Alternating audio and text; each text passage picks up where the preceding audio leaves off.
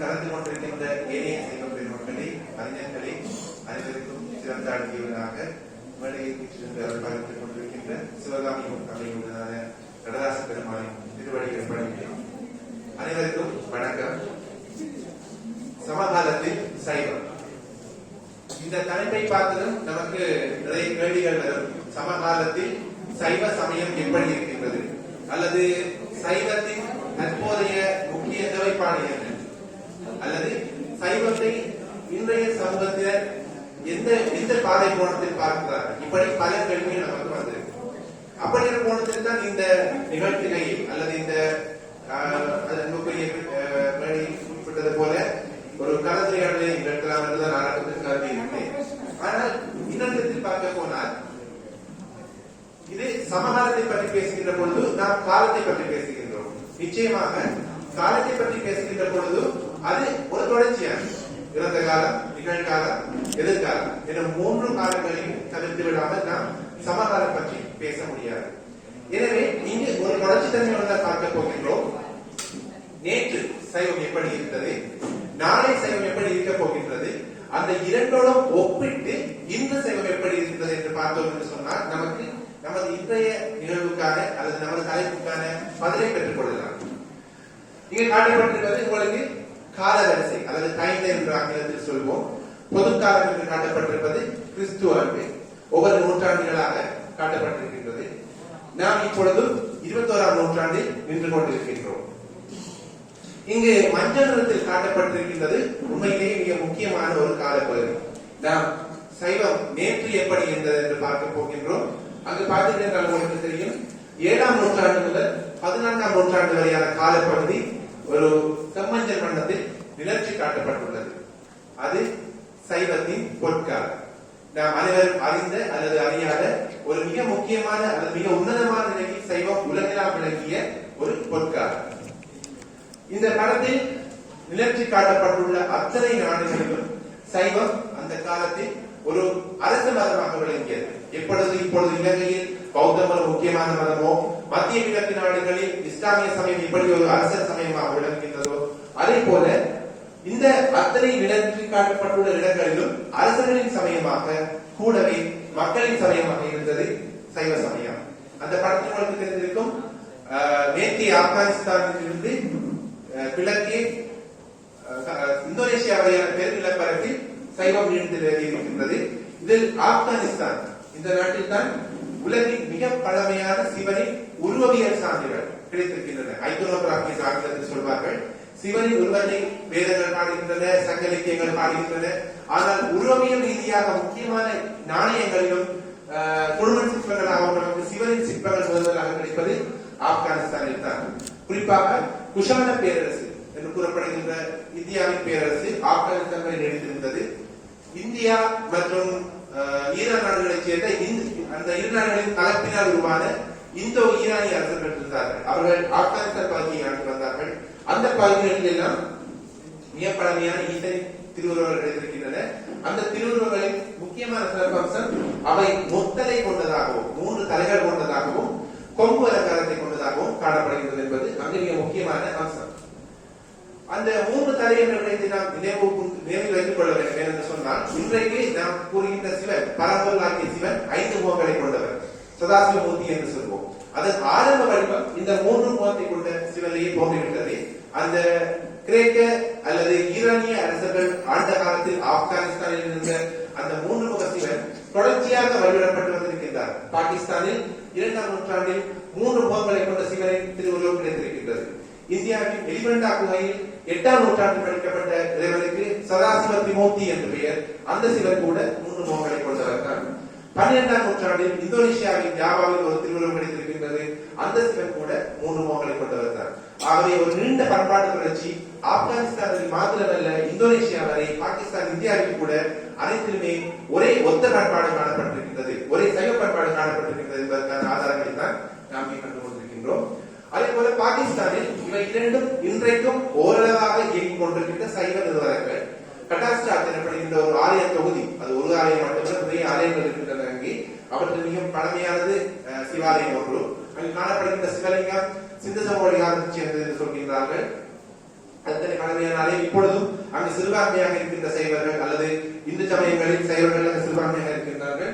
அவர்களால் வெளியிடப்படுகின்ற முக்கியமான ஆலயமாக பாகிஸ்தானில் இன்றைக்கு இயங்கிக் கொண்டிருக்கிறது கதாசாட்.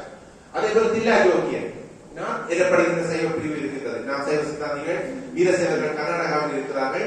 அதே போல நாம் எனப்படுகின்ற சைவ பிரிவினர் குஜராத் சிந்து பகுதியில் காணப்பட்டிருக்கின்றார்கள். அவர்கள் வாழ்ந்து இந்திய பாகிஸ்தான் பிரிவினையின் ஒரு பிரிவடைந்த இடம்தான் இந்த தில்லா ஜோக்கியன். தற்பொழுது கைவிடப்பட்ட ஒரு குடியிருப்பாக காணப்படுகின்றது. இங்கு கூட சைவத்தின் எச்சங்கள் காணப்படுகின்றன. ஆனால் ஆப்கானிஸ்தான் பாகிஸ்தானை விட இன்றைக்கும் கூட மிக பிரமாண்டமான ஆலயங்கள் தென்கிழக்கு ஆசியாவில் நாம் காணக்கூடியதாக இருக்கின்றன. சைவத்தின் பழமையையும் அவை எத்தனை புகழ்பெற்ற இடங்களாக இருந்திருக்கின்றன என்பதை உறுதிப்படுத்துவதற்கான சான்றுகள் இது. இந்த படத்தில் பார்த்தாலே உங்களுக்கு தெரியும்.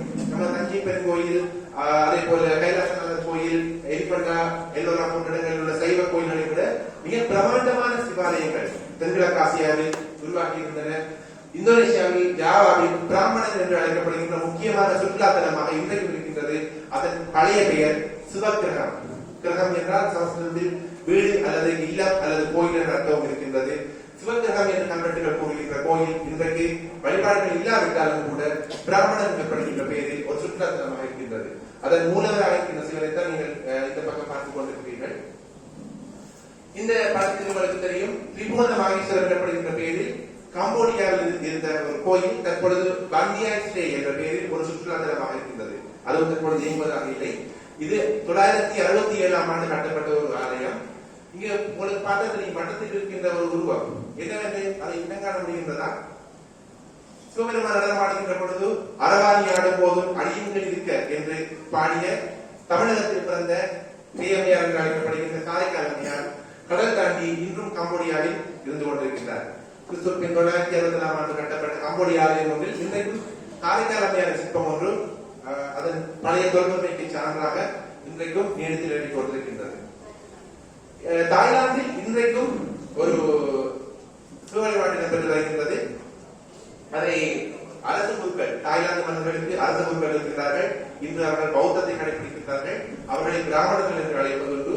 அவர்களால் கண்டுபிடிக்கின்ற முக்கியமான அரசு ஆலயம் பாங்கோக் தேவசாதன் கோயில். அதாவது சமஸ்கிருதத்தில் தேவஸ்தானம் எனப்படுகின்ற ஒரு சொல் தான் தாய்லாந்து மொழியில் இன்று தேவசாதன் என்று அழைக்கப்படுகின்றது. அங்கு இருக்கின்ற சிவலிங்கத்தை இன்றும் காணக்கூடியதாக இருக்கின்றது. அங்கு அரசருக்கு முடிசூட்டு விழா நடத்துகின்ற பொழுது இன்றைக்கும் தேவாரமும் திருப்பாவையும் திருவம்பாவையும் காணப்படுகின்றது. திரியம்பாவை என்ற பெயரில் இப்பொழுதும் வருடா வருடம் 12ஆம் மாதம் அல்லது 1ஆம் மாதம் அளவில் நமது திருவம்பாவை உபயோகத்தில் இன்றைக்கும் அங்கு திருவம்பாவை பாடல்களை பாடி அவர்களது தாய் பிறந்த தாய் மொழியில் எழுதி அந்த பாடலை இந்த கோயிலில் பாடிக்கொண்டிருக்கிறார்கள். இதற்கெல்லாமே சீனா வரை சைவம் நிலவில் இருக்கின்றது என்பதற்கான ஆதாரம் தான் இது. இங்கு கிடைத்த ஒரு தமிழ் கல்வெட்டு இங்கு திருக்கதனீஸ்வரம் என்ற பெயரில் ஒரு சிவாலயம் இருந்தது என்பதற்கான ஆதாரமாக காணப்படுகின்றது. அந்த கோயில் சிதைந்து அடைந்த பின்னர் அந்த கோயில் சிதைவுகளை எடுத்து அருகில் இருந்த ஒரு பௌத்த விகாரியை கட்டியிருக்கின்றார்கள். அந்த கோயில் தான் இன்றைக்கு கைகுவார் டெம்பிள் என்ற பெயரில் ஒரு முக்கியமான சுற்றுலா தலமாக இருக்கின்றது. அங்கு இருந்த பழைய சிவாலயத்தின் சிற்பங்களை நீங்கள் காணலாம். நடராஜன் சிற்பம் கூட அங்கு காணப்படுகின்றது. இது தென்கிழக்கு ஆசியாவின் நிலை. ஆனால் மேற்கே அசர்பைஜான் என்று அழைக்கப்படுகின்ற நாடு வரை உங்களுக்கு தெரிந்திருக்கும். சவுதிக்கு சற்று மேல் ரஷ்யாவுக்கு உள்ள ஒரு எல்லைப்புறத்தில் உள்ள ஒரு நாடு அசர்பைஜான். அந்த நாட்டில் தீக்கோயில் பகுவதேஸ்கா என்று அழைக்கப்படுகின்ற ஒரு தீக்கோயில் இருக்கின்றது. அங்கு இயற்கையாக எரிவாயு வருகின்ற இடம். அந்த கோயிலை குறிப்பாக ஜொராஸ்ட்ரியன் என்று அழைக்கப்படுகின்ற சமயத்தவர்கள் அவர்கள் இஸ்லாம் கிறிஸ்தவம் முதலில் தோற்றத்துக்கு முன்பே ஜொராஸ்ட்ரியன் என்ற சமயம் இருந்தது. அந்த சமயத்தவர்கள் தீயை முதற்கடவுளாக கொள்பவர்கள். அவர்களது அந்த வழிபாட்டிடத்தில் சிவனை வழிபட்டிருக்கின்றார்கள் இந்திய பயணிகள். 16ஆம் நூற்றாண்டளவில் அங்கு பயணித்த பிரித்தானியர்கள் அவர்கள் கண்ட காட்சிகளை சித்திரமாக வைத்திருக்கின்றார்கள். சில சித்திரங்களில் திருசூலத்தை ஏற்றிய இந்திய பயணிகளையும் காட்டி வைத்திருக்கின்றார்கள். அவர்கள் சைவ சன்னியாசிகள். 1745ஆம் ஆண்டு சிவனை புகழ்கின்ற ஒரு தேவகாரியத்தில் அமைந்த கல்வெட்டில் கூட அந்த ஆலயத்தில் அசர்பைஜானில் இன்றைக்கு கூட காணக்கூடியதாக இருக்கின்றது. இது சைவம் நேற்று இருந்த நிலை.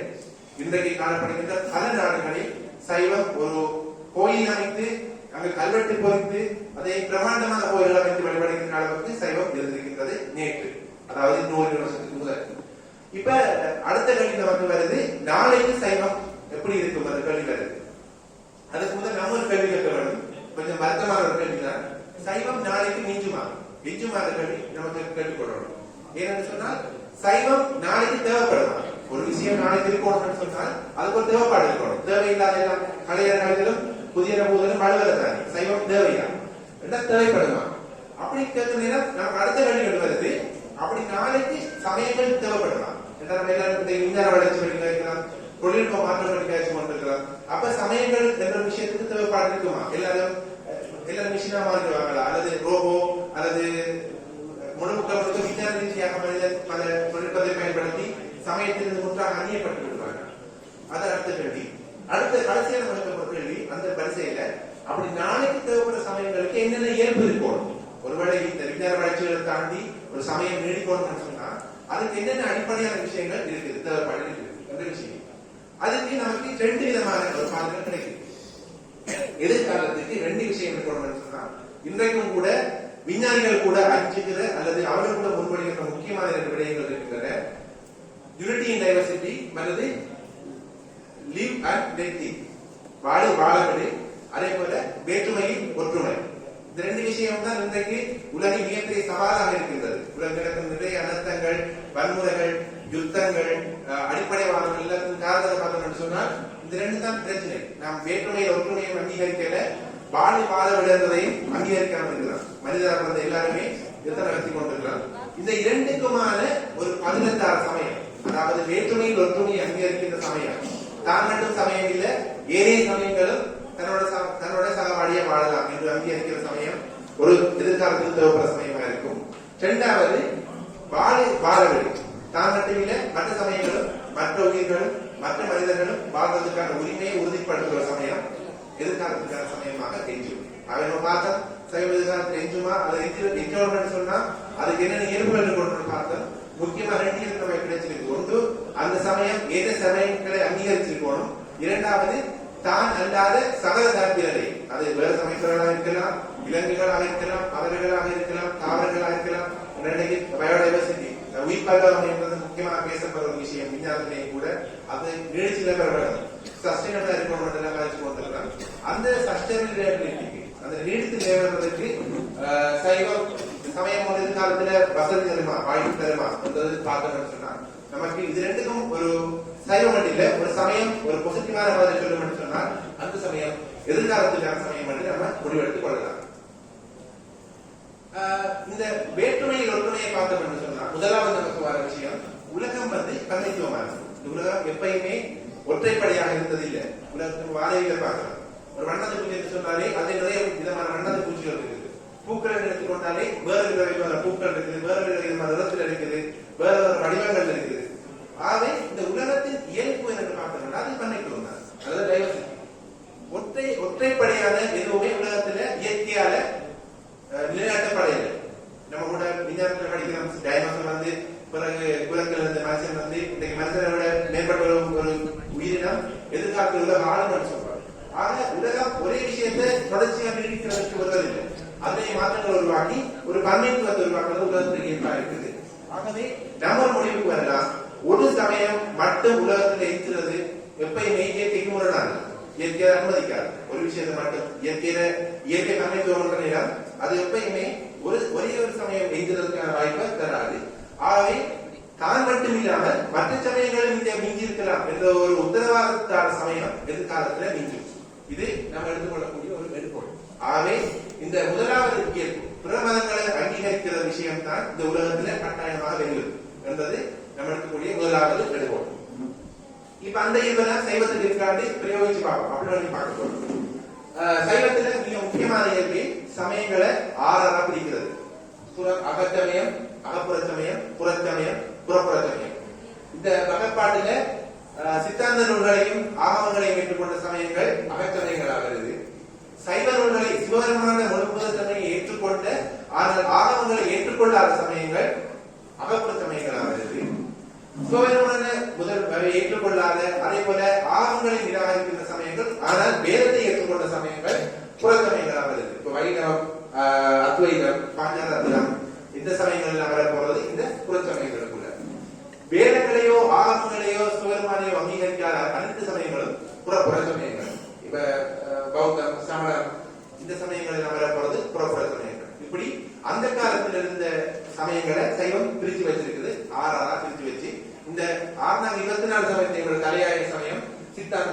சைவம் சைவ சித்தாந்தம் நடுவில் அமைந்திருக்கிறது. இது சைவத்தில் இருக்கிற வகைப்பாடு.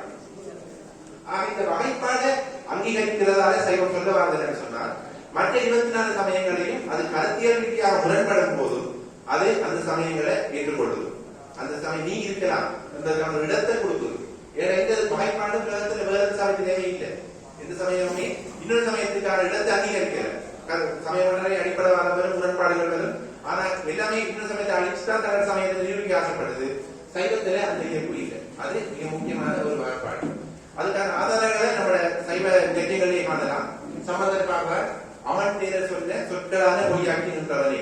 அவன் என்று சொன்ன சமணர், தேரர் என்று சொன்னா கௌந்த தேரர்கள். அப்ப தெரியும் நமக்கு சம்பந்தர் சொன்னாலே முற்போக்குவாதிகள் அடிக்கடி சொல்றது சமணர் வந்து சமணர்களை களவேற்றினார், சமணர்களுக்கு எதிராக பாடல்கள் பாடினார் என்று சொல்லிக் கொண்டிருக்கிறார். ஆனா அப்படிப்பட்ட சம்பந்தரை பார்த்தால் சமணர் சொன்ன சொற்களான பொய்யாக்கி நிற்கிறவன் கூட சிவபெருமான் தான் என்றதான் சம்பந்தரை பாடியிருக்கிறார். அப்பர் என்ன பாடுறார் சொன்னால் விதிவிலா அறிந்தவர்கள் வேறொரு சமயம் செய்து எதிரினார் சொன்னாலேனும் எம்பிரானை கேட்டதாக சொல்றார். அப்ப அறிவு விதிவில்லாதார்கள் தங்களை இருப்பது கேட்ட சமயத்தை உருவாக்கினால் கூட அது சிவபெருமானுக்கு ஏற்றது என்று பாடுறார் அப்பர். அறுவகை சமயத்திற்கும் அவ்வகை பொருளாய் வேறாகின்றது சிவபெருமான் என்று பாடுது சிவஞான சித்தியார். ஆகவே நம்மளோட அடிப்படையான நம்மளோட சமய நூல்களிலேயே அதிகாரம் அளிக்கப்பட்ட பிரமாண நூல்களிலேயே இந்த விஷயம் ஏற்றுக்கொள்ளப்பட்டது. பிற சமயங்களை அங்கீகரிச்சிருக்குது. அது அந்த முதலாவது நிபந்தனையை சைவம் பூர்த்தி செஞ்சிருக்குது என்பதை நம்ம இதன் மூலம் அறிந்து கொள்ளலாம். தான் எதிர்த்த அல்லது முரண்பட்ட அனைத்து சமயங்களையும் பிற சமயங்களை கூட சமணம் பௌத்தம் ஒரு சமயங்கள் கூட சைவத்துக்கு எதிரானவை என்றாலும் கூட அவற்றை ஏற்றுக்கொண்டிருக்கிற சைவம் என்பது இதன் மூலம் நமக்கு உறுதிப்படுத்திக் கொள்ளக்கூடியதாக இருக்கிறது. இந்த ஒரு சின்ன வித்தியாசம் நம்ம உணர்ந்து கொள்ள வேண்டும். பொதுவாக எல்லாரும் சொல்ற வசனம் நம்ம சமயத்துல எம்மதமும் சம்மதம். அந்த எம்மதமும் சம்மதத்துக்கும் சைவம் சொல்ற சமய நல்லிடங்களுக்கும் வித்தியாசத்தை கொள்ள வேண்டும். ஏழி படித்ததை எடுத்துக் கொடுத்து என்றுதான் அப்பர் ஒரு இடத்துல படிக்கிறார். அப்பர் என்ன சொல்றாரு சொன்னால் ஸ்கூல்ல போய் ஆண்டோடு 2-3 படிச்சுதான் ஸ்காலர்ஷிப் படிச்சு 6, 8, 9 படிச்சு ஓஎல் படிக்கிறார், அப்புறம் ஏஎல் படிக்கிறார், யூனிவர்சிட்டி போறான், போஸ்ட் டிகிரி படிச்சுதான் அப்படியே படிப்புல முன்னேறி போறோம். பிஹெச்டி வரைக்கும் போகுது படிப்பு, அதுக்கு மேல போஸ்ட் கொண்டு போகுது. இதே கல்வியில இருக்கிற ஒரு படிநிலை. ஆண்டோடு படிக்கிற பேருக்கு பிஹெச்டி படிக்கிறாங்க அல்லது பிஎஸ்சி டிகிரி படிக்கிறாங்க பாடத்தை படிப்பிக்கிறார். அதே போல பிஎஸ்சி படிக்கிறார்களுக்கு ஆண்டோடு படிக்கிறாங்க படிப்பிக்கிறார். சைவம் என்ன சொல்லுது? சைவத்தில் இருக்கிறவன் உச்சத்தில் இருக்கிறான். ஏற்கனவே ஏரிய அறிக்கையை கண்டு கரையாறி வந்திருக்கிறார். ஏரிய சமயங்களை கடைபிடிக்கிறார்கள், ஏழி படியில கீழ் இருக்கிறார்கள். இந்த ஒரு அங்கீகாரத்தை சைவம் மற்ற சமயங்களுக்கு வழங்குகிறது ஏற்கனவே. ஆகவே அந்த சமயங்கள் தேவை என்று சைவம் சொல்லுது. ஏனென்றா அந்த பக்குவத்துக்கு ஏற்ற ஆன்மாவுக்கு அந்த சமயம் தேவை என்றதை சைவத்தின் மூலம் அங்கீகரிச்சிருக்கு. ஆனா நம்மளாக சொல்ற எம்மனோ சம்மதம் என்றதை நமக்கு படியா விளங்கி கொள்ள வேண்டும். சமயத்தில் அடிப்படையை தெரியாமல், சமயம் பற்றி ஒன்றுமே தெரியாமல் எம்மனோ சம்மதம் என்று சொல்லிக் கொண்டு பார்த்துருக்கீங்க. அது வரை இது வரும். சைவம் கண்ட பெருமையை அல்லது கண்ட தனித்துவத்தை எங்கேயும் விட்டுக் கொடுக்கல. சைவம் சமயத்தை ஏற்றுக்கொண்ட பிறகுதான் மற்ற சமயங்கள் அங்கீகரிக்குது. ஆனா நம்ம நிறைய பேர் என்ன செய்யலாம், சமயத்துல எந்த விதமான அடிப்படையுமே தெரியாம எம்மனோ சம்மதம் என்று சொல்லிக் கொண்டிருக்கிறாங்க. அந்த வேறுபாடு நம்ம இதுல முக்கியமா அறிஞ்சு கொள்ள வேண்டும். இரண்டாவது விஷயம், நம்ம 2 நிபந்தனைகள் பார்க்கணும் எதிர்காலத்துக்கான சமயம். ஒன்று வந்து அது பிற சமயங்களை ஏற்றுக்கொள்ளணும். இரண்டாவது ஏனைய அனைத்து தரப்புகளையும் அங்கீகரிக்கணும். அனைத்து தரப்புகள் என்று சொல்றேன் மனுஷன் மட்டும் இல்ல, மிருகங்கள் பறவைகள் கொடுத்தார். சைவத்தில் அழகான பதங்கள் இருக்குது. ஏனைய பிற உயிர்கள் சிவபெருமான வழிபட்டு முக்தி அடைஞ்சல அல்ல சிவபெருமான வழிபட்டு பெரும்பெருமை அடைஞ்சல என்று சொல்லி குறிப்பாக காலத்தில சிலந்தியும் யாரையும் சிவபெருமான வழிபட்டு இருக்குது. மயிலாப்பூர்ல மயிலா வந்து சிவன் வழிபட்டார். திருவள்ளூர்ல எறும்புகளிடத்துல நிச்சயித்தவர்களும் சிவனை வழிபட்டார்கள் என்ற கதைகள் காணப்படுது. சிந்தோனி நாளில் கிடைத்த பசுபதி என்ற முத்திரையை பசுக்களின் பதி சிவன் வந்து நிறைய எல்லா உயிர்களும் தலைவர் என்ற ஒரு கருத்து காணப்படுது. ஆகவே பிற உயிர்கள் இருப்ப சைவம் அங்கீகரிக்கிறது. குரங்களில் ஒட்டமரத்துல குரங்கும் அணிலும் சிவனை வழிபட்டது என்ற கதை காணப்படுது. இது எல்லாத்துக்கும் மேல விதங்கள் தான் அப்படி போகுதுன்னு பார்த்தா உமாபதி சிவாச்சாரியார் முள்ளிச்செடிக்கு முக்தி வழங்கி தாவரங்களுக்கு கூட சைவத்துல முக்தி இருக்குன்னு சொல்றார். இதெல்லாம் தெரிஞ்சு செஞ்ச வேலைகள். முசூத சக்கரவர்த்திக்கு ஒரு அதே மகாபலி சக்கரவர்த்திக்கு ஒரு கதைகள் இருக்குது. அவர்கள் தெரியாமல் ஒரு திரிய தட்டி விட்டதால கோயில கருவறைக்குள்ள வந்த எலி தெரியாமல் திரிய தட்டி விட்டதால அந்த கருவறையில் இருந்த தீபம் தூண்டப்பட்டு விளக்கு எரிஞ்சது. அதை சிவன் கோயில விளக்கெரிச்ச புண்ணியமாக கருதி அவருக்கு சக்கரவர்த்தி பதவியை அளித்தார் சிவன் என்ற புராண கதை வருகிறது. ஆகவே விலங்குகள், தாவரங்கள், பறவைகள் இது எல்லாமே முக்தி அடையலாம் என்ற கருத்து காணப்படுது. இது ஒரு உலகத்தில் ஒரு புரட்சி. எல்லா சமயங்களும் மனுஷனுக்கு தான் காய்ச்சி கொண்டிருக்கு. மனுஷன் முன்னேறணும், மனுஷனுக்கு சொர்க்கம் இருக்கு, நரகத்துக்கு தான் காய்ச்சி கொண்டிருக்குது. சைவம் எங்க போகுது? விலங்குகள், பறவைகள் கூட போகுது. நம்ம திருவாசத்திலே சோழத்தில் இருக்குது, புல்லாகி கூடாய் குருவாய் மரமாகி கல்லாய் வந்ததை கூட சொல்லுது. கல்லைக்கு கூட உயிர்கள் சொல்ற சமயம் சைவ சமயம். ஆகவே இது சகல தரப்புகளையும் ஏற்றுக்கொண்ட சமயமாக சமயத்துக்கான அந்த நிபந்தனையையும் சைவதன் மூலம் பூர்த்தி செய்யுது. இது தாவரங்கள், விலங்குகள். மனிதர்கள் வந்தவர்களா முக்கியமான பிரச்சனை சாதி அல்லது பாகுபாடு, சமூகத்தினால பாகுபாடு. 63 நாயன்மார்கள்ல தாழ்த்தப்பட்ட சாதி குலத்தை சேர்ந்தவர் கூட சேர்ந்தவர்கள் திருநாளை போவாரும், அதே போல மீன்பிடி தொழிலை செய்கின்ற நெய்தல் சமூகத்தை சேர்ந்த அதிபர்களும் கூட நாயன்மார் வரிசையில் வைக்கப்பட்டிருக்கிறார்கள். இப்படி ஏனைய சமூகங்களை சேர்ந்தவர்கள் மாத்திரமல்ல, மாற்று சமயத்தை சேர்ந்த சாக்கிய நாயனார் சிவலிங்கத்தில் கல்லை இருந்ததற்காக அவருக்கு ஒரு நாயனாராக அங்கீகாரம் அளித்திருக்கிறது சைவம். இப்படி ஒரு சமயம் வேறு சமயம் இல்லை. வேறு சமயத்தை கடைபிடித்துக் கொண்டு தனது சமய கடவுளை அவமதித்ததற்காக, கல்லை இருந்து அவமதித்ததற்காக அவருக்கு ஒரு நாயனார் அந்தஸ்து கொடுத்த சமயம் உலகத்தில் வேறு எதுவும் இல்லை. இதை விட வேற ஒரு ஆதாரம் ஒரு நல்லிணக்கத்தை காட்டுவதற்காக. ஆகவே இது ஒரு முக்கியமான இன்னொரு ஆதாரமாக இருக்கு. இனி சமூகத்தை தாண்டி வந்த அடுத்த பிரச்சனை பாலினம். பெண்களை ஒடுக்குறது, அவமரியாதை செய்வது. இப்ப பெண்ணிய கருத்துக்கள் நிறைய பேர் சொல்லுவாங்க. ஆனா இந்த பெண்ணியம் வந்தது இப்ப வந்த கருத்து தான். இதெல்லாம் 100 வருஷத்துக்கு முந்தையே ஒரு புதிய விஷயமா இருந்திருக்குது. ஆனா அந்த காலத்திலேயே அதுக்கான ஆரம்ப கட்ட நடவடிக்கைகளை செய்ய ஈடுபட்டிருக்கு. காரைக்காலமைய சமய நம்ம தேவாரத்திற்கு முன்காலத்திலேயே பதியங்களை பாடிய ஒரு பெண்மணி மங்கையரசியார், ஒரு முக்கியமான ஒரு சைவ ஆளுமை. அவன் இல்லைன்னு சொன்னால் சம்பந்தர் பாண்டியனுக்கு வெப்பு நோய் கணிச்சு பாண்டிய நாட்டோட அங்கீகாரத்தை பெற்று சைவத்தை வளர்த்திருக்க முடியாது. மங்கையரசியார் ஒரு முக்கியமான ஒரு ஆளுமை. இதெல்லாம் பெண்களுக்கு சைவம் கொடுத்த ஒரு முக்கியமான இடம். அதே போல அப்பற தெரியும் மதம் மாற்றுறதுக்கு, சமணத்திலிருந்து மதம் மாற்றுறது ஒரு திரவதியார், அவரோட சகோதரி கமக்கை. இப்படி பெண்களுக்கு முக்கியமான சமயத்தில் இருந்திருக்குது. இந்த பெண்களும் சமயத்தை முன்னெடுத்து செல்ற ஒரு அளவா இருந்தாங்க. இப்பயும் கூட இந்த காலத்திலையும் கூட பெண்கள் தான் நம்ம சமூகத்துல ஆண்களை விட சமயத்துல கூட அக்கறை இருக்கிறாங்க நம்ம பார்த்து கொள்ளலாம். பெண்கள் மாத்திரமன்றி சிகண்டி ஒரு திருநங்கை ஆணாக பெண்ணாக இருந்து ஆணாக மாறிக்கொண்டவர். அவர் வழிபடக்கூடிய கடவுளாக மகாபாரத சித்தரித்தது கூட சிவனை தான்.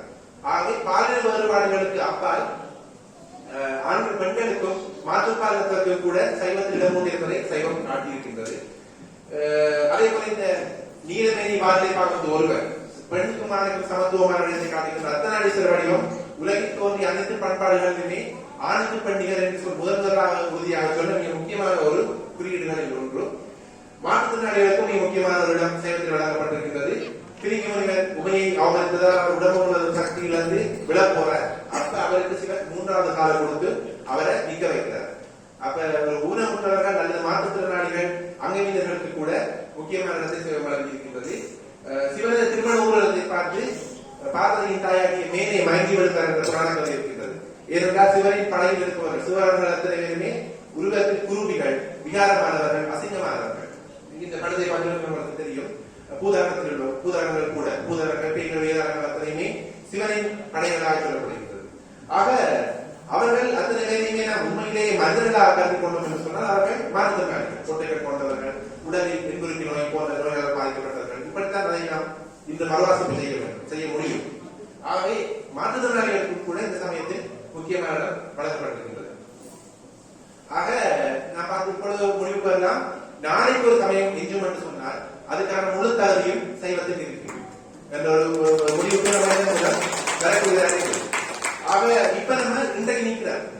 நேற்று திரும்பி பார்க்கலாம். கம்போடியால இருந்து ஆப்கானிஸ்தான், பாகிஸ்தான் எல்லாம் மிக உயரத்துல சைவம் இருக்குது. மேல்மையோட சைவம் விளங்கிட்டு அந்த உலகத்துல விளங்கி இருக்கு தெரிய வருது. நாளை யோசிச்சு பார்த்தோம் சொன்னால் நாளைக்கு பொருத்தமான சமயமா தான் சைவம் இருக்குது. இன்றைக்கு சைவம் எப்படி இருக்குது? இன்றைக்கு ஒரு 2K கிட்ஸ் என்று சொல்லப்படுகின்ற சமூக அறிஞர்கள் சொல்லப்படுகின்ற ஒரு 2000 ஆண்டுகளுக்கு பிறந்த இளைஞர்களுக்கு, குறிப்பாக தமிழக இளைஞர்களுக்கு சைவம் என்று சொன்னால் அவர்களுக்கு விளங்குவது மரக்கறி உணவு, தாவர உணவு தான் சைவம் என்று புரிகின்றது. இன்றைக்கு நம்ம கூட பேச்சு வழக்கில் சைவ சாப்பாடு பயன்படுத்தப்படுகின்ற விஷயம் வந்து சாப்பாடு. மரக்கறி உணவை தான் நாம் அதிகமாக பயன்படுத்துகின்றோம். அது ஒரு சமயம் என்பதை நாம் இப்பொழுது மறந்துவிட்டோம். ஆக நாம் பார்க்க போவது இப்பொழுது உள்ள முக்கியமான குறைபாடுகள். சமகாலத்தில் சைவம் என்பதால் நான் எடுத்துக்கொண்ட தலைப்பு. ஆனால் நாம் பின்னுக்கு திரும்பி பார்க்கும் பொழுதும் சரி, முன்னும் கட்டி பார்க்கின்ற பொழுதும் சரி, அந்த இரண்டுமே ஒரு மிக எழுச்சியான அல்லது ஒரு திருப்திகரமான காலமாக இருக்கின்ற பொழுது தற்பொழுது நமக்கு இருக்கின்ற இந்த புள்ளி ஒரு மரணத்துக்கு புள்ளியாக இருக்கின்றது. இதற்கான பின்னணிகள் என்ன? இதை பார்க்கின்ற பொழுது நமக்கு முக்கியமான விஷயங்கள் தெரிய வருகின்றன. பெரிய புராணத்தில் ஒரு அழகான ஒரு சந்தர்ப்பம் வருகின்றது. நமிதந்தியர்கள் திருவாரூர் திருவிழாவில் இறைவனோடு சேர்ந்து வலம் வருகின்றார். வலம் வந்து முடித்த பின்னர் வீட்டுக்கு வருகின்ற பொழுது அவருக்கு சோர்வாக இருக்கின்றது. யோசிக்கின்றார். அவர் அந்த இடத்தை சேர்ந்தவர். நிறைய சமூகங்கள், நிறைய பேர் கோயில் வந்திருப்பார்கள், தன்னோட உடம்பில் பட்டிருப்பார்கள். அவை தான் தீர்த்து குளிக்காமல் வீட்டுக்குள் செல்லக்கூடாது. அவை சிந்தித்து விட்டு வீட்டின் நிலையிலேயே படுத்து தூங்கி விடுகின்றார். அவர் படுத்து கொஞ்ச நேரத்தில் கனவு வருகின்றது.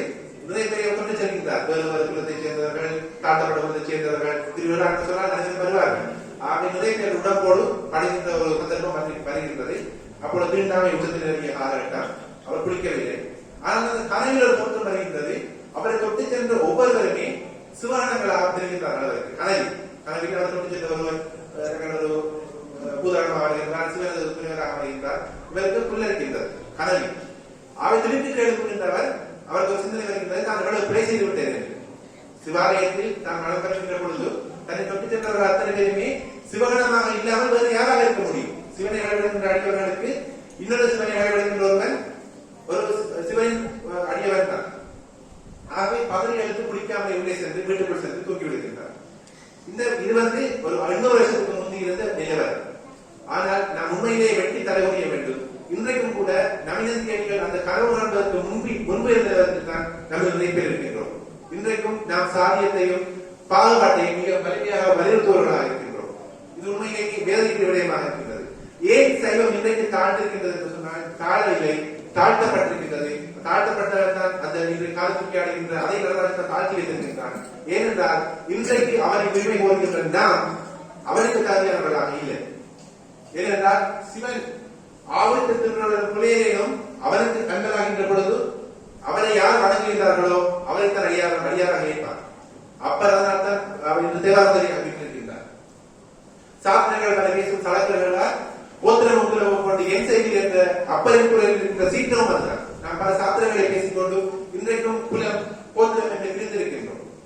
ஆக என்றைக்கு நாம் இவருக்கு இந்த பிரிவினைகளை நாம் மறந்துவிட்டு மீண்டும் சிவனடியார்களாக அனைவரையும் அரவணைக்க தயாராக இருக்கின்றோமோ அன்றைக்கு தான் மீண்டும் சிவன் நம்மிடம் திரும்பி வருவார். அது வரைக்கும் அவன் நம் மீது பாராமுகம் இருக்க போகின்றார். ஏனென்றால் பௌஸ்தர காலமேஸ்வரத்தில் சிவனை சொல்வதாக வசனம் வருகின்றது, மனிதன் என்பது ஒரே சாதிதான், அதில் நிறைய சாதிகள் இல்லை. ஏனென்றால் எல்லோரும் கலவை மூலம் பிறந்தவர்கள் தான். விஞ்ஞானர்களுக்கு தெரியும், ஒரு இனம் ஸ்பீசிஸ் எனப்படுகின்ற ஆங்கிலத்தில் சொல்லப்படுகின்ற பதம் வரையறுக்கப்படுவது அந்த 2 இனங்களை சேர்ந்த ஆணும் பெண்ணும் சேரும் பொழுதும் பலமான எச்சம் பெற வேண்டும். அதாவது பிறக்கின்ற ஒரு உயிரினம் தொடர்ச்சியாக இனம்பெறக்கூடியதாக இருக்க வேண்டும். நமக்கு தெரியும், கழுதையும் குதிரையும் சேர்க்கின்ற பொழுது வருகின்ற கோவியர்களை ஒரு பலமான எச்சம் அல்ல. ஆகவே கழுதையும் குதிரையும் வேறு வேறு இனங்கள் என்ற முடிவுக்கு நாம் வருகின்றோம். ஆனால் மனிதனாக பிறந்தவன் யாராக இருந்தாலும் சரி, அங்கு ஆணும் பெண்ணும் கலக்கின்ற பொழுது நிச்சயமாக ஒரு பலமான எச்சம் தான் பிறக்கின்றது. ஆகவே இது விஞ்ஞானத்துக்கு முந்தையே பரமேஸ்வரன் சொல்லிட்டது, ஆண் மனிதர்கள் ஒரே சாதி என்றால். ஆனால் 100 வருஷத்துக்கு முந்தையும் கூட மனிதர்கள் நீக்குள வேறு சாதி, காகேஷியன்ஸ் வேறு சாதி என்று சொல்லி விஞ்ஞானிகள் நினைச்சு கொண்டிருந்தாங்க. மனிதர்கள் கூட ஓவியர்களை பிரிச்சிருந்தாங்க. போட்டு அதை வேறு விதமாக காட்டினாங்க. ஆனால் அதுக்கு முதலே சொல்லப்பட்டிருந்தது மனிதன் என்பது ஒரே சாதி. ஏனென்றால் மனிதன்ல எல்லாருமே ஒரே கலை மூலம் பிறந்தவர்கள் தான்.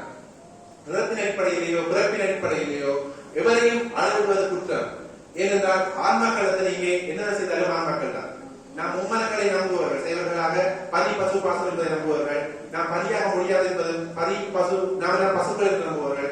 பசுக்கள் இப்போதுமே பசுக்கள் தான். ஆகவே எல்லா மக்களும் ஒன்றுதான், சாதி என்பது உங்களுக்குள் இல்லை என்பதை அப்பொழுதே சாஸ்திர பரமேஸ்வரன் அழகாக சொல்லிவிட்டார். இந்த சாதியத்திலிருந்து நாம் வெளியேறுகின்ற பொழுதுதான் சைவத்தை அடுத்த கட்டத்துக்கு எடுத்து செல்ல முடியும். அடுத்த பிரச்சனை மரபில் அறிமுகமின்மை. நாம் சைவத்தின் நிறைய பேர் பாடசாலையில் இன்றைக்கு பாடத்தில் இருக்கின்றது ஒரு ஏற்றி வரால் காணும். இதுதான் பெற்றோரது மனப்பாக்கு, பிள்ளைகளை மனப்பாகும் அதுதான். அதற்காக சைவ நாம் பாடத்தில் படிக்கின்றோம். அதை வாழ்க்கையில் எப்படி நாம் பிரயோகிப்பது, எப்படி பயன்படுத்துவது என்ற அறிவு நமக்கு இல்லை. எனவே வெறும் பாட புத்தக பூச்சிகளாக மட்டுமே இருப்பதால் சமயம் புத்தகங்கள் மட்டும்தான் எஞ்சிவிட்டது. அதற்கு மிகச்சிறந்த ஆதாரம் நாம் வழிபடுகின்ற கடவுள். நம்ம எல்லோரும் வீட்டில் இருக்கிற சாமியோட உங்களுக்கு ஞாபகம் இருக்கும். எல்லாரும் வீட்டையுமே நடுவில் இருக்கிற சாமியாக இருக்குது. ஈஸ்வரர் மனிதர்கள் இருப்பார், உமாதேவி வழியாக இருப்பார், அந்த சோக்கா இருப்பார். உண்மையிலேயே எந்த தமிழ் தேவாரம் எடுத்துக்கொண்டாலுமே சிவன் பொன்னாரமேனியன் தான், அண்ணன் தான். இப்படித்தான் தேவாரங்கள் பாடுகின்றது. ஆனால் நாம் பயன்படுத்துகிற சிவன் இந்த நீளமாக இருக்கின்றார். இது ஆனால் தமிழ் மலையில் இருக்கின்ற சிவனை பார்க்கிறதுனா தெரியும். தமிழ் மலையில் சிவன் சிவந்தவன், சிவன் என்ற பெயரே சிவந்தவன் என்பதை குறிப்பதுதான். உமையவள் கருப்பி, காளி என்று பெயர் அர்த்தம். கருப்பு என்பதை நாம் மங்களமாக பச்சை அல்லது நீலவனத்தில் காட்டுவோம். அதனால்தான் தமிழ் மலையில் சிவன் உமையை அப்படி காட்டப்படுகிறார்கள்.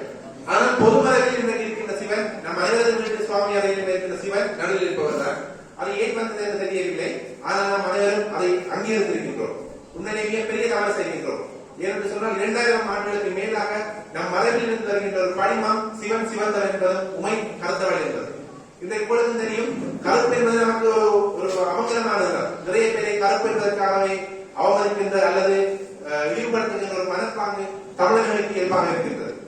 ஆனால் அந்த பெண்களின் பேரலை, பெண்களில் சிறந்த எம்பெருமானின் பேரலை என்று அபிராமிப்பட்டர் பாடிய அந்த அம்மை கருப்பி. இதுதான் தமிழ் மரபு. நாம் என்ன செய்துவிட்டோம்? வசதியாக சிவனை கருப்பாக காட்டிவிட்டு நமது டேஸ்டுக்கு ஏற்ற மாதிரி மாலையில சோப்பா வட இந்திய அடிய மாதிரி செய்து கொண்டிருக்கிறோம். இது பொது மரபு. நமது உண்மையான தமிழ் மரபு அது அல்ல. கருப்பை ஒரு மங்களகரமான நிறமாக, பெண்களுக்கு பேரளவுக்கு நிறமாக பார்த்த மரபுதான் நம்ம மரபு. நாம் இன்றைக்கு அதை நிறம் மூலம் மற்றவர்களை உருவ கேலி செய்வதற்காக பயன்படுத்துகின்ற ஒரு விரிவான நிலைக்கு வந்திருக்கின்றோம். இதற்கான ஒரு ஊகமுறை வந்திருக்கலாம். வங்காளத்தில் சிவனை வழியாக கருதுவார்கள். சிவன் அங்க ஒரு குடும்பஸ்தன், தெரியும், ஒரு 4 குழந்தைகளின் தந்தை. கார்த்திகன் அப்படிங்கிற முருகன், கணேசன் அப்படிங்கிற பிள்ளையார், சரஸ்வதி, லட்சுமி 4 பிள்ளைகளின் தந்தையாக அங்கு சிவனை கருதுவார்கள் வங்காளத்தில். அங்க சிவன் ஒரு குடும்பஸ்தன், ஒரு 50-60 வயது ஆள். அவர் உடம்பில் முழுவதும் திருநெல் பூசி கொண்டுதான் இருப்பார். ஆகவே அவர் உடம்பு எப்பொழுதும் வெண்மையாகத்தான் இருக்கும். இந்த மரபிலிருந்துதான் வட இந்தியாவுக்கு ஓவியங்கள் வரையப்படுகின்ற பொழுது அந்த வெண்மையை புரிந்து கொள்ளாதவர்கள் நீளமாக கருதி இருக்கலாம்.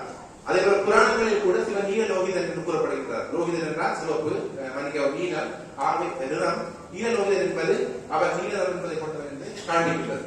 அதனால்தான் நாம் இன்றைக்கு பார்க்கிறோம் தெரியும். 10 ஆண்டுகளுக்கு முன்னர் இலங்கையில் கூட நிறைய கிடைத்த அந்த படம் இப்பொழுது படக்கடையில் கிடைக்கின்றதில்லை. நமக்கு கிடைக்கின்ற படம் இந்த படம் இப்பொழுது. இது எப்படி மாறுகிறது, நாம் எப்படி ஏற்றுக்கொள்கிறோம் என்று தெரியவில்லை. உண்மையிலேயே வெற்றிப்பெறார்களே நம்மை நாமே இழிவு செய்ய வேண்டியவில்லை. நம் மரபில் அறிமுகம் இல்லாமல் சைவம் பற்றி அல்லது நமது மரபு பற்றி பெருமையாக பேசிக் கொண்டிருக்கின்றோம். எவ்வாறு இந்த மரபு மாற்றம் நடந்தது என்பதை பற்றி கூட நாம் சிந்திப்பதில்லை. அதேபோல் நிறைய கோயில்கள் கிராமப்புறங்களில் ஓட்டு மடாலயங்களாக இருந்த கோயில்கள் இன்றைக்கு விமானம் எழுப்பி கட்டப்படுகின்றன. ஆனால் ஓடு வைத்த கூரை வைத்த ஆலயங்கள் நம் மரபில் ஏற்றுக்கொள்ளப்பட்டதுதான். பாராமேஸ்வரர் ஆலயத்தில் சிவாலயங்களுக்கு ஓடு வைவதை சூர்பாக்கான விமானம் என்று சொல்லி அங்கீகரித்திருக்கின்றது. சுந்தரமூர்த்தி சுவாமிகள் முக்கிய திருமஞ்சைக்களம் கூட ஓடு வைத்த கூரை கொண்ட ஆலயம் தான். சிதம்பரத்தில் இருந்த பழைய விமானம் இந்த படத்தில் சற்று அழிந்திருக்கின்றது. முற்காலத்தில் ஓடு வைத்தாகத்தான் சோழர் கால ஓவியங்கள் குறிப்பிடப்பட்டிருக்கிறது. நாம் அதை மறந்து ஓடு வைத்த ஆலயங்களை இடித்து தள்ளிவிட்டு சிகரம் தூவி வைத்து ஆலயங்களாக கட்டிக் கொண்டிருக்கின்றோம். அதனால் ஓடு வைத்த ஆலயங்கள் நமது தமிழ் மரபிலான கோயில்கள் அல்ல என்று நிராகரிக்கின்றோம். இந்த மரபு மாற்றத்தினால் நமக்கு நமது கோயில்களை கூட பிற சமயங்களுக்கு, பிற மதத்தவர்களுக்கு கையளிக்க வேண்டிய ஒரு இக்கட்டான சூழ்நிலையில் நாம் இருக்கின்றோம். அதே போல அடுத்த பிரச்சனை இன்றுள்ள இந்து பண்பாடு. இதுவரை பேசிக் கொண்டிருக்கிறோம், பேசி முடித்துவிட்டது. நாம் இந்து என்பதை பண்பாடு என்றும் சைவம் என்பதை ஒரு சமயம் என்றும் ஏற்றுக்கொள்வார்கள். ஆனால் இன்றைக்கு இந்து என்பதை மதமாக முன்வைக்கின்ற பொழுது ஏற்படுகின்ற பிரச்சனை இருந்தால் இங்கு பல தரப்புகள் இருக்கின்றன. எல்லா தரப்பும் எந்த ஒரு ஒற்றுமையும் இல்லை. வைணவர் ஒரு மாதிரி இருப்பான், சைவர் ஒரு மாதிரி இருப்பான், நவவேதாந்தி ஒரு மாதிரி இருப்பான். ஆனால் எல்லோரையும் ஒன்று என்று கூறுகின்ற பொழுது நமக்கு ஒரு சமய அடையாளம் இல்லாமல் போகின்றது. இத்தனை குழப்பங்களும் இருந்ததற்கான காரணம் இதுதான். நாம் சமயம் என்று ஒன்றை படிக்க முடியாது. ஒவ்வொருவரும் தங்களுக்கு ஒரு சமயம், ஒரு புனிதர்கள், சில புனிதர்கள், சில அறிஞர்கள் இருக்கின்ற பொழுது நமக்கு மட்டும் ஏராளமாக இருக்கின்ற பொழுது அதனால் ஏற்படுகின்ற குழப்பங்களை நாம் புரிந்து கொள்ள வேண்டும். சைவ தனித்துவத்தை பேசுகின்ற பொழுது நமக்கு விமர்சனங்கள் வருகின்றன. இந்திய ஒருமைப்பாட்டுக்கு எதிரான முறை என்று சொல்லி நாம் உண்மையில் பிறகு